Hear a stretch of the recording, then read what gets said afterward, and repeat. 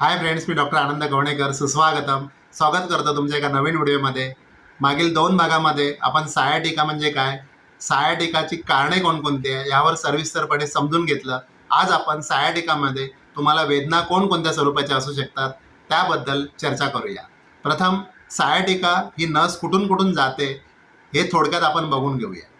ज्या वेळेला आपली डिस्क बाहेर येते, बल्जिंग डिस्क बोलतो आपण त्याला, त्यावेळेला आपल्या मणक्यामधील गादी ह्या सायाटिका नसला प्रेस करते. त्यामुळे सायाटिका नस जिथे जिथे जाते तिथे तिथे आपल्याला तीव्र स्वरूपाच्या वेदना होऊ शकतात. आणि हे लोकेशन कमरेच्या खालील भागापासून चालू होऊन पार्श्वभाग, मांडीच्या पाठीमागचा भाग, पोटऱ्यांपर्यंत जाऊ शकते. कधी कधी पायाच्या बोटांपर्यंत सुद्धा त्या वेदना जाऊ शकतात.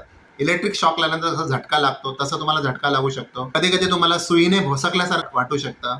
सायाटिका नॉचवर कॉन्स्टंटली दबाव असल्यामुळे तीव्र वेदना होऊ शकतात.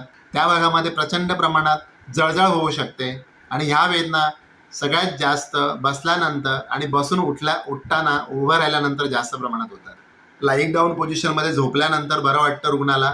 कधी कधी काही पेशंटमध्ये थोडंसं चालण्याने बरं वाटतं, पण बसण्याची पोझिशन आणि उभं राहण्याच्या पोझिशनमध्ये रुग्णांना खूप त्रास होतो. पुढील भागामध्ये आपण जाणून घेऊया सायाटिकाची मॅनेजमेंट कशी करायची, कुठल्या अप्रोचने करायची. तर भेटूया पुढील भागात. तोपर्यंत स्वस्थ राहा, प्रसन्न राहा, निरोगी राहा आणि डॉक्टर आनंद सोबत आनंदी राहा. तुम्हाला जर माझे व्हिडिओ आवडत असतील तर डॉक्टर आनंद भाऊ या यूट्यूब चॅनेलला सबस्क्राईब करायला अजिबात विसरू नका. तर भेटूया नवीन व्हिडिओमध्ये नवीन कॉन्टेंट सहित सायाटिका आणि मॅनेजमेंट.